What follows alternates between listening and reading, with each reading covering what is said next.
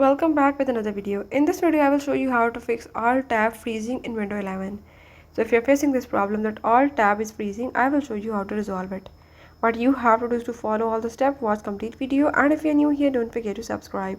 Let's watch it.